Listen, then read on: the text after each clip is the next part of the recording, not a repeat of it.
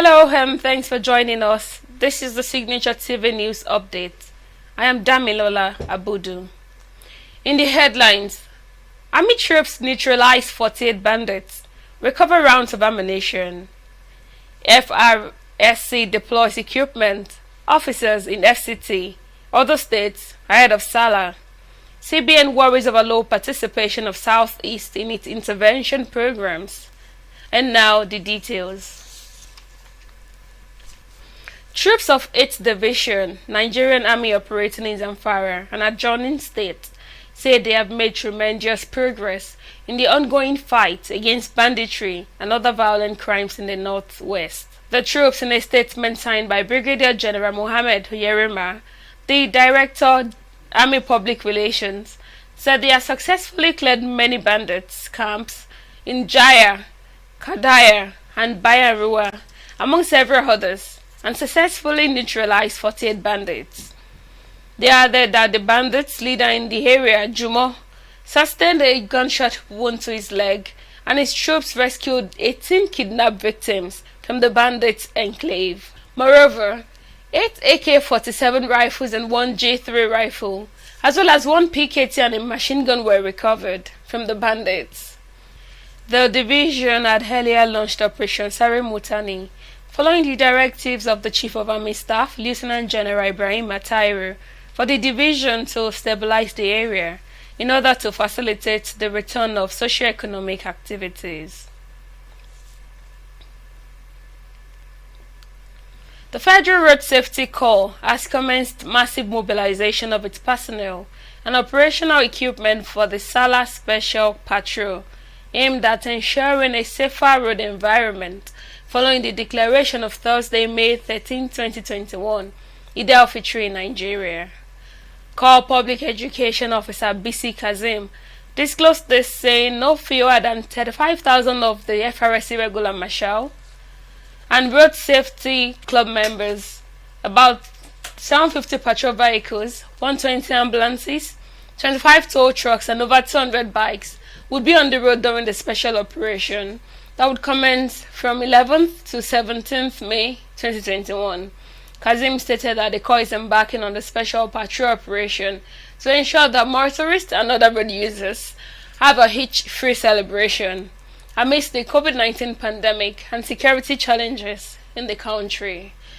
The Joint Admission and Matriculations Board JAMB says that mock examination slips for its Unified Tertiary Matriculation Examination (UTME) can now be printed out in preparation for the exercise.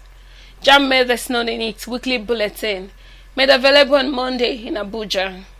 The board added that the slip contained candidates' details, such as registration number and the center to which they are to sit for the examination within their chosen examination town.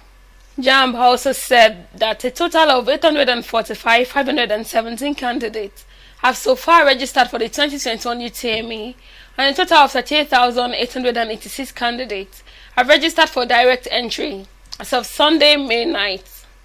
Registration commenced on April 8th, to end on May 15, while the examination is scheduled to commence from June 5th to June 19th. In business, the Central Bank of Nigeria has decried the low participation of the Southeast in its economic intervention policies and programs. The Acting Director, Corporate Communications Department of the bank, Mr. Osita Nwanisobi, disclosed this on Sunday during the CBN fair in Enugu.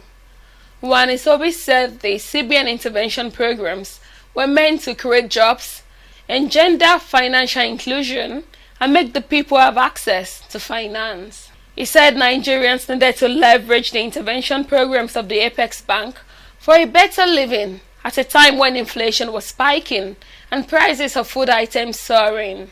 Nwanisobi said the aims of the CBN intervention in the real economy were to create jobs, bring down food prices, financially include the excluded, and engender inclusive growth.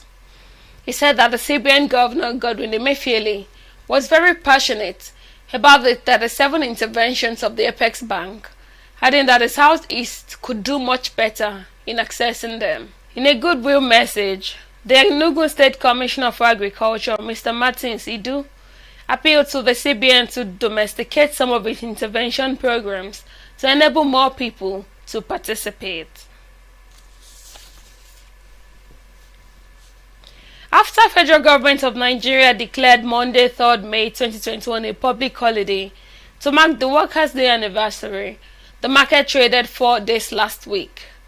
The market recorded a total turnover of 1.419 billion shares, worth 15.89 billion in 18,459 deals, traded last week by investors on the floor of the exchange. This was in contrast to a total of 1.441 billion shares, valued at 10.88 billion naira, exchanged hands in the previous week. The financial services industry, measured by volume, led the activity chart with 1 billion shares, a 75.34% of the total volume traded last week, which was valued at 9.53 billion naira traded in 10,907 deals. The industrial goods industry followed with 60.7 million shares worth 2 billion in 1,070 deals. Trading in the top three equities, namely Access Bank, FBN Holdings Limited and Zenith Bank PLC, accounted for 609.988 million shares worth 6.59 billion in 4,870 deals, a 41.42% contribution to the total equity turnover in value. The NSE All-Share Index depreciated by 1.6%, closing at 39,198.78 points from 39,832.61 points at the beginning of the week. The market capitalization likewise depreciated by 1.99% to close the week at 20.43 trillion. 31 equities appreciated in price during the week, lower than 36 in the previous week. However, 37 equities depreciated in price, lower than 41 equities in the previous week, while 92 equities remained unchanged, higher than 85 equities recorded in the previous week. On the foreign scene, more than 300 people were wounded on Monday in renewed clashes between Palestinians and Israeli police in Jerusalem, Palestinian medics said, as an Israeli celebration of its 1967 takeover of the Holy City threatened to further inflame tensions. It was gathered that Palestinians hurled rocks at Israeli officers in Riyadh, who fired rubber bullets, stun grenades, and tear gas on the esplanade of the Reverend Hakasa Mosque. Loud booms and angry screams echoed from the ancient stone walls of the compound, revered by both Jews and Muslims, where tear gas filled the air, and the ground were littered with rocks, stun grenade fragments, and other debris. The violence was the latest case of the worst such disturbance in Jerusalem since 2017, followed by a long-running bid by Jewish settlers to take over nearby Palestinian homes in Israeli-annexed East Jerusalem. Despite mounting international condemnation, Prime Minister Benjamin Netanyahu said he supported the Israeli police forces just struggle among the Jerusalem clashes. Now let's join Blessing Adejo for the latest in the entertainment world. Hello, welcome to Entertainment News. It's always a pleasure to have you in entertainment segment. I am Blessing Adejo. Popular Nigerian actor Alex Ekubo has finally announced his wedding date with his fiancée, Fancy Acholonu. The actor had broken the internet last week when he announced his engagement to his fiancée. Now that the public is aware, Alex Ekubo took to his Instagram page on Saturday to thank his fans for their congratulatory messages and share hints on his wedding date. He wrote, "The traditional wedding we hold in Imo State on November 20th, 2021, while the white wedding we hold in Lagos on November 27th, 2021. The duo also shared their Instagram page at Falex Forever as the actor caption, "Let the countdown begin." So happy to see young people in love. Congratulations, guys.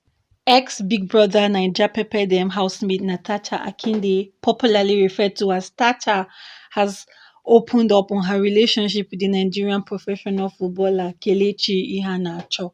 The reality star made this surprising revelation on Twitter, where she applauded Iheanacho, who is currently signed to Leicester, for making Nigerians happy. According to her, the Leicester striker put smile on the faces of Nigerians more than the Nigerian government has done. She further suggested that Iheanacho became the president of Nigeria. A nosy fan in reaction to Tacha's post became suspicious that the reality star might already be having something romantic with the footballer, hence her sudden interest in football. Tacha, in response, confirmed the fans' suspicion. In her words, been sailing long, long, long ago. What's good news in the month of May? Actor and comedian John Okafor, aka Mr. Ibu, has said that though many women were attracted to him, he only has eyes for his wife. He is one man who can get people to laugh without uttering a word. Funny expressions and his gesticulations constantly send his fans into fits of laughter. In an interview, Mr. Ibu also insisted that he does not cheat on his wife, even though women are attracted to him. It's rare to be famous and faithful. Kudos to Mr. Ibu, if indeed he is faithful. And that's it on entertainment news. I remain your anchor, Blessing Adejo. Before we end the news, here's a recap of our major stories. Troops of 8th Division Nigerian Army operating in Zamfara neutralized 48 bandits, recover rounds of ammunition.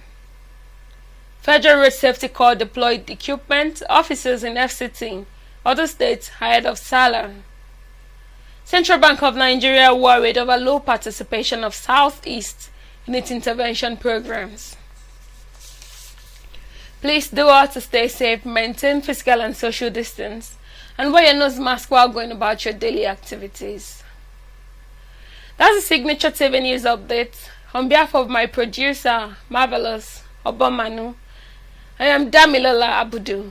Thanks for watching.